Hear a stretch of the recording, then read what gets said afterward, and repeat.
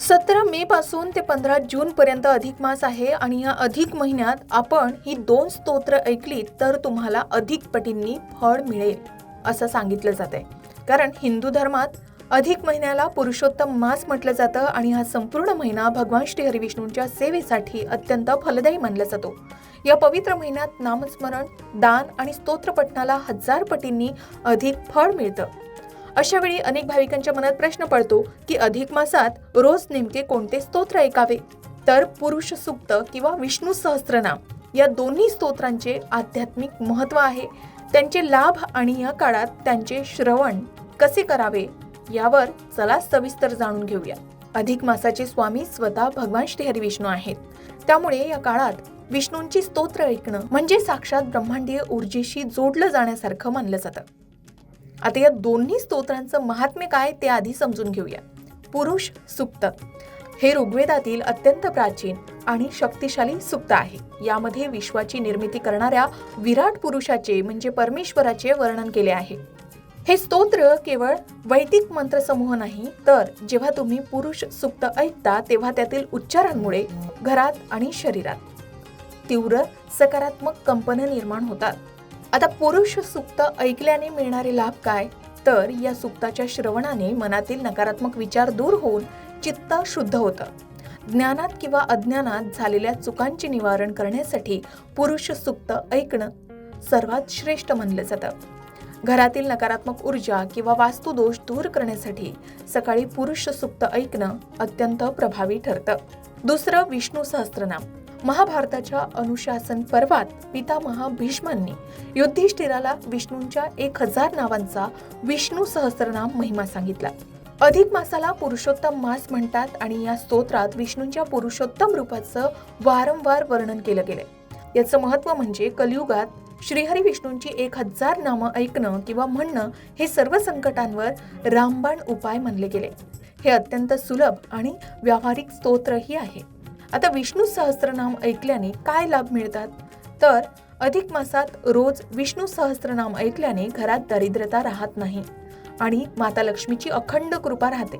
जर तुमच्या कुंडलीत शनीची 7.5 असेल, राहू केतूचे दोष असतील किंवा गुरुग्रह कमकुवत असेल तर विष्णू सहस्त्रनाम हे सर्व दोष शांत करू शकतो. एवढंच नाही तर दीर्घ आजारापासून तुम्हाला मुक्ती मिळण्यासाठी सुद्धा आणि मानसिक ताणतणाव कमी करण्यासाठी सुद्धा विष्णू सहस्त्रनाम ऐकणं अत्यंत प्रभावी ठरतं. पण आता पुरुष सूक्त ऐकावं की विष्णू सहस्त्रनाम ऐकावं? कोणते स्तोत्र ऐकणे जास्त प्रभावी ठरेल? तर दोन्ही स्तोत्र विष्णूंचीच आहेत आणि दोन्हींचे फळ अफाट आहे असं म्हणतात. परंतु अधिक महिन्यात व्यावहारिक आणि शास्त्रीय दृष्टिकोनातून विचार केल्यास विष्णू सहस्त्रनाम ऐकणं किंवा म्हणणं जास्त प्रभावी आणि सुलभ मानलं जातं. कारण अधिक मासाचे महात्म्य सांगणाऱ्या ग्रंथांमध्ये या महिन्यात भगवान श्री हरी विष्णूंच्या नामस्मरणाला सर्वोच्च स्थान दिलं आहे. विष्णू सहस्त्रनामात विष्णूंची 1000 नावं एकत्र येतात. सामान्य लोकांसाठी किंवा ऑफिसच्या गडबडीत पुरुष सूक्ताचे कठीण वैदिक उच्चार करणं किंवा समजणं अवघड जाऊ शकतं. परंतु विष्णू सहस्त्रनाम ऐकणं आणि त्यांच्याशी जोडले जाणे अत्यंत सोपे मानले गेले. जर तुमच्याकडे वेळ नसेल तर तुम्ही सकाळी कामाला सुरुवात करताना पुरुष सूक्त लावावं, ज्यामुळे घरातील ऊर्जा शुद्ध होईल आणि दुपारी किंवा संध्याकाळी कामातून ब्रेक घेताना किंवा घरी येताना विष्णू सहस्त्रनाम ऐकावं असं सांगितलं जातं. मात्र हे दोन्ही स्तोत्र आपण अधिक महिन्यात ऐकले तर तुम्हाला अधिक फलदायी ठरू शकतं. अधिक मासात पुरुष सूक्त आणि विष्णू सहस्त्रनाम हे दोन्ही तुमच्या कार्यात यश मिळवून देणारं ठरू शकतं. तसं पाहता अधिक महिन्यात विष्णू सहस्त्रनाम किंवा पुरुष सूक्त वाचणं ऐकणं अत्यंत पुण्यकारक मानलं जातं. मनाला शांतता मिळते, सकारात्मक ऊर्जा मिळते, घरातील नकारात्मकता कमी होते, आर्थिक अडचणी आणि मानसिक तणाव दूर होण्यास मदत मिळतात, भगवान श्री हरी विष्णूंची कृपा प्राप्त होते आणि श्रद्धेनं पठण केल्यास पापक्षय आणि पुण्यवृद्धी सुद्धा होते. आता हे कसं ऐकावं हे आपण बघितलं.